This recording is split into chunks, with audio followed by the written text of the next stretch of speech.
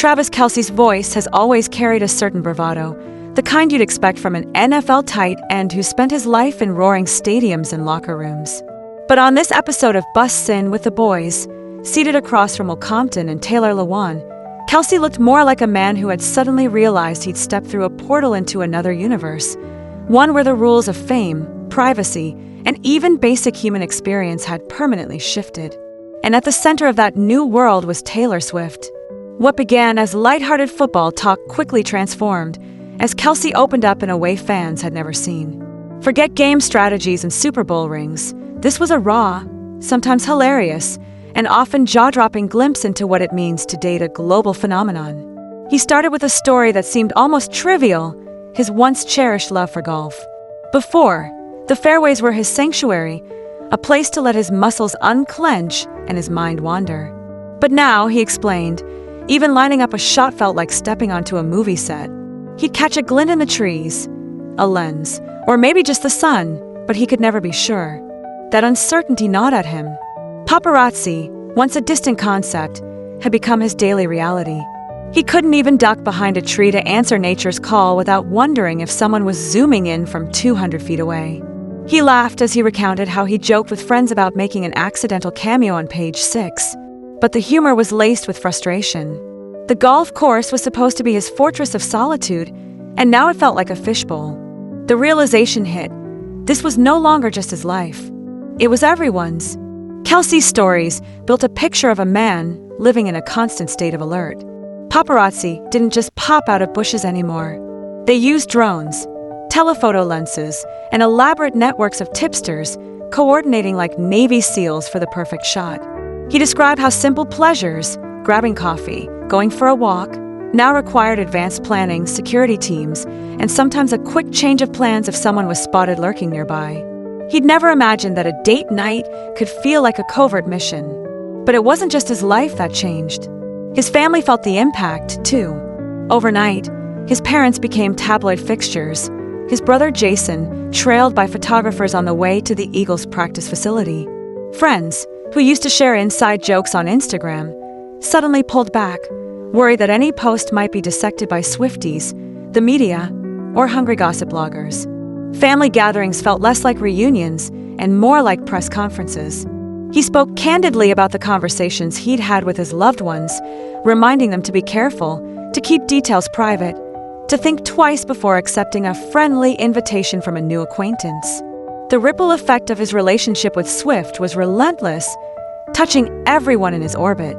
As the podcast rolled on, Kelce addressed the elephant in the room. Accusations that he and Taylor were courting the cameras, staging public displays for attention.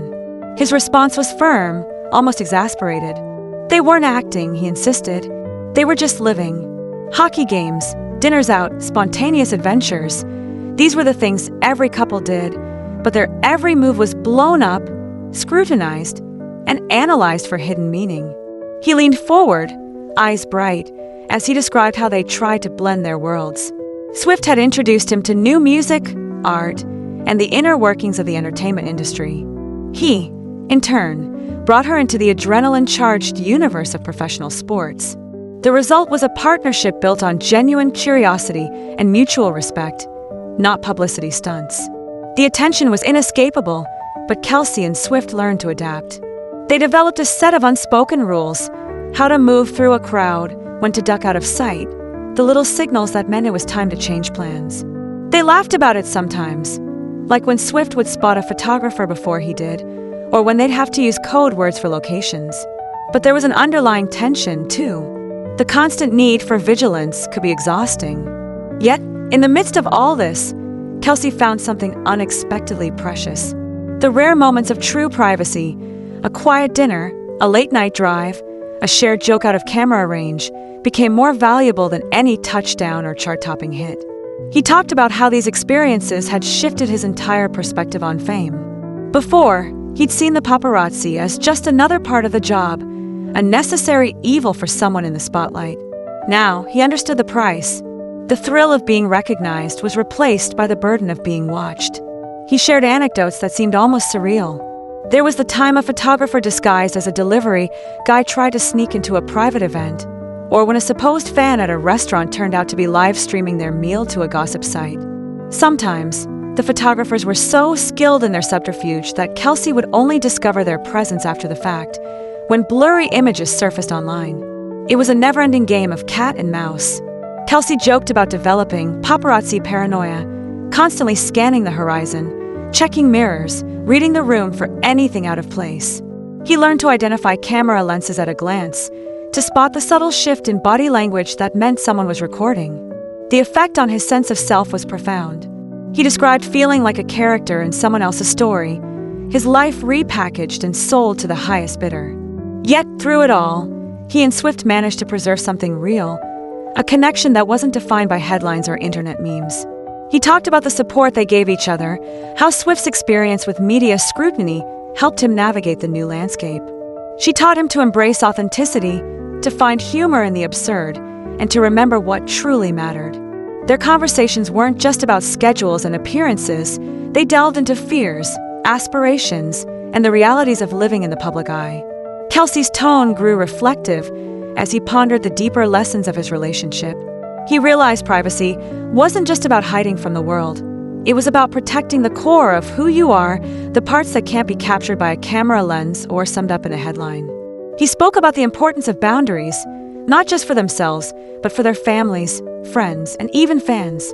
It was a delicate balancing act, learning to share enough to connect with people while holding certain things back to preserve their sanity. He recounted a particularly absurd episode at a private golf club where he thought he was finally safe from the ever-present cameras. Midway through the course, he noticed the cart behind him was keeping an unusually close distance. Only later did he discover the club member was actually a photographer, stealthily snapping pictures with a hidden camera. It was a moment that perfectly encapsulated his new reality.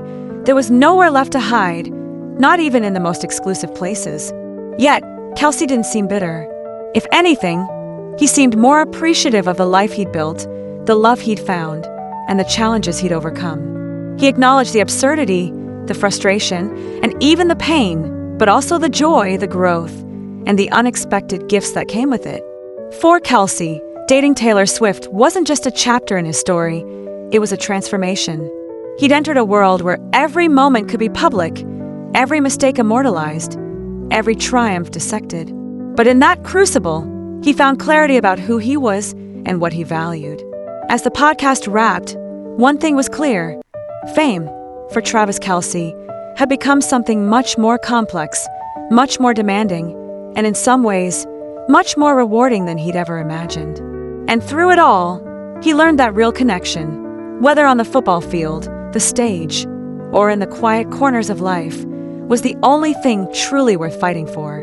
Kelce's story, told with humor, candor, and surprising vulnerability, is a reminder that behind every headline is a human being navigating the same hopes, fears, and desires as the rest of us, just with a much larger audience. And in a world obsessed with celebrity, maybe that's the most interesting revelation of all.